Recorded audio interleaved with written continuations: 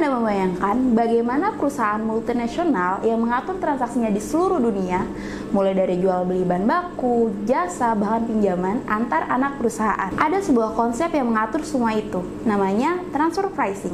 Dan di Indonesia, aturannya baru saja diperbaharui per tahun 2023, yaitu PMK 172 tahun 2023. Transfer pricing adalah harga yang ditetapkan oleh suatu perusahaan ketika ia menjual barang atau jasa ke perusahaan lain yang memiliki hubungan istimewa dengannya. Gampangnya, ini adalah transaksi antara saudara. Hubungan istimewa ini terjadi ketika suatu perusahaan memiliki kepemilikan saham lebih dari 25% ataupun ada kendali operasional maupun hubungan keluarga antara para pemilik perusahaan.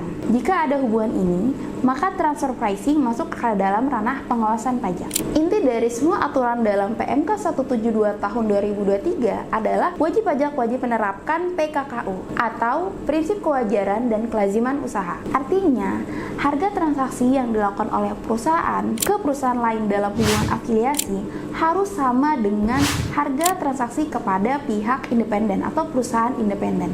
Jadi, nggak boleh ada manipulasi ya. Kenapa?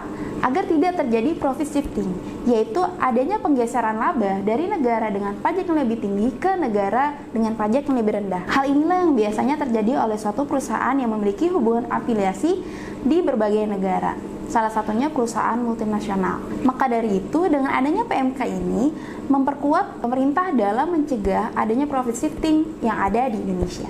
Di Indonesia, dalam aturan PMK 172 tahun 2023, perusahaan yang melakukan transaksi afiliasi wajib menyusun dokumentasi harga transfer atau yang kita kenal Transfer Pricing Documentation alias TPDoc. Dalam PMK ini ada 3 jenis TPDoc. Yang pertama Master File, lalu kedua Local File, dan yang ketiga adalah CBCR atau Country by Country Report. Master File adalah gambaran umum grup usaha Anda secara global, yaitu mulai dari identitas suatu perusahaan di masing-masing negara yang terjalin hubungan afiliasi maupun secara gambaran garis besar pendapatan grup Anda di secara global. Untuk local file sendiri berisi detail data transaksi khusus afiliasi perusahaan Anda di Indonesia, mulai dari identitas perusahaan, analisis industri, analisis kesembandingan, sampai nanti penentuan metode harga transfer yang wajar yang sesuai dengan perusahaan Anda. Terakhir, CBCR. Ini biasanya untuk grup multinasional yang sangat besar. Dokumen ini wajib disiapkan oleh WP paling lambat 4 bulan setelah tahun berakhir. Nah,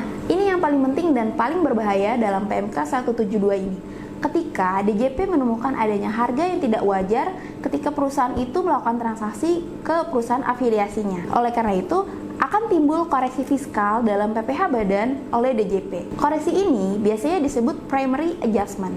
Ketika DJP mengkoreksi fiskal atas harga yang tidak wajar ini, maka akan timbul tambahan PPh badan terutang. Selain itu, atas selisih koreksi fiskal ini akan dianggap oleh DJP adalah dividen yang dibagikan oleh perusahaan ke afiliasinya. Maka dari itu akan timbul tambahan pajaknya, yaitu PPh 26 atas dividen. Sehingga ini bisa jadi pukulan telak bagi perusahaan yang ada di Indonesia ketika harga transfernya itu tidak wajar antara harga transfer terhadap perusahaan afiliasi dengan harga transfer yang dilakukan oleh perusahaan ke perusahaan independen.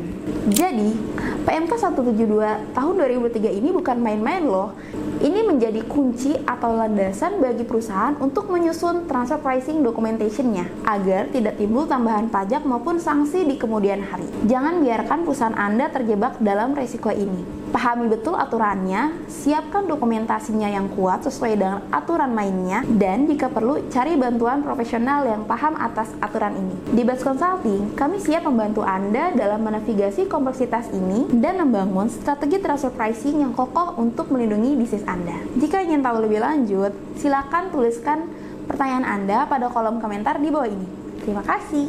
Bye.